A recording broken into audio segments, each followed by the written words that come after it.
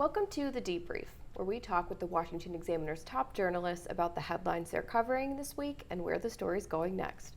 I'm Sarah Westwood, and I'm here with senior political correspondent David Drucker. And David, let's talk about the Republican Senate primary in Pennsylvania, which you've written about this past week. The two top candidates, David McCormick, Mehmet Oz, are competing right now for Donald Trump's endorsement. So what are some of the ways that they're doing that?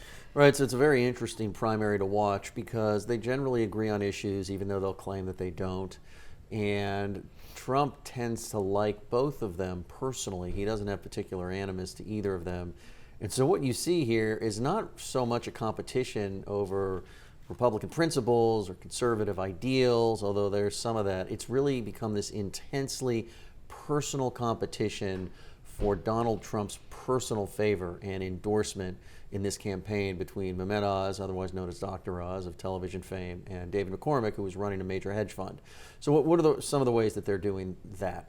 A lot of it is just simply casting aspersions on the other. You're not a Trump loyalist because you don't really support his agenda, or you're not a Trump loyalist because you criticized him once, or you're not a Trump loyalist because you said something nice about Joe Biden, President of the United States.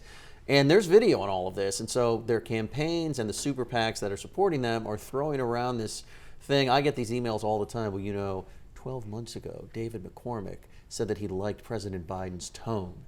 It's like, oh, that's bad. And with Trump, that could be bad because he'll look at things like that, even sometimes more than loyalty to his agenda, and say to himself, oh, that person's not really with me. That person's with my enemies. One of the big things that supporters of David McCormick have been pushing about Dr. Oz, Mehmet Oz, is that one of his consultants, whose name is John Lerner, longtime Republican consultant, works for several Republicans, including Nikki Haley, former U.S. ambassador to the United Nations.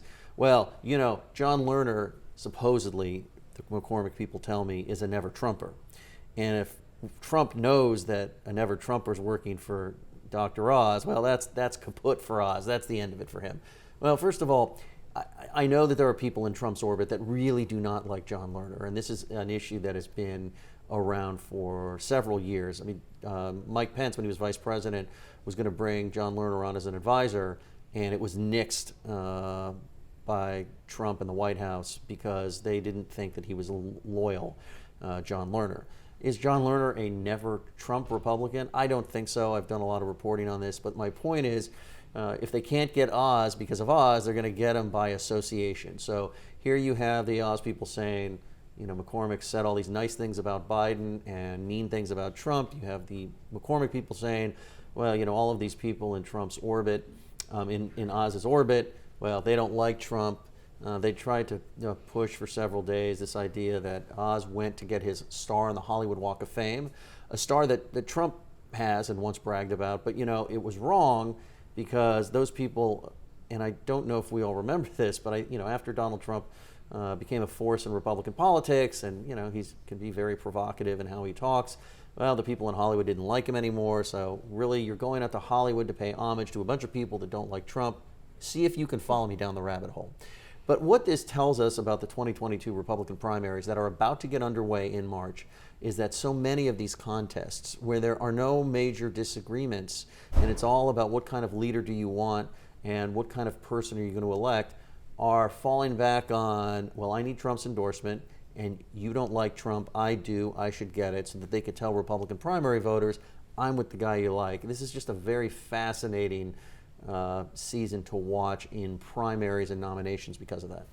Is Trump's endorsement as politically powerful as it used to be or was once thought to be, or are there potentially signs heading into the midterms that it's not as politically potent? Well, we're about to find out.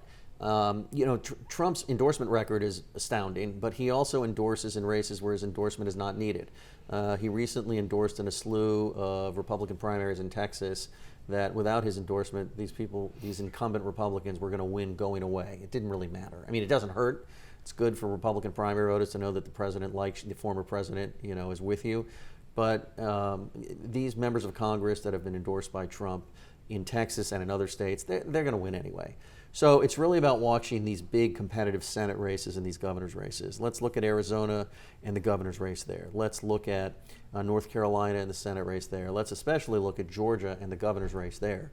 Because if Brian Kemp holds on after all of the investment in his reputation that Donald Trump has put into David Perdue, who is challenging Brian Kemp, and everything that Donald Trump has had to say about Brian Kemp as it relates to the 2020 election, Brian Kemp still comes out ahead.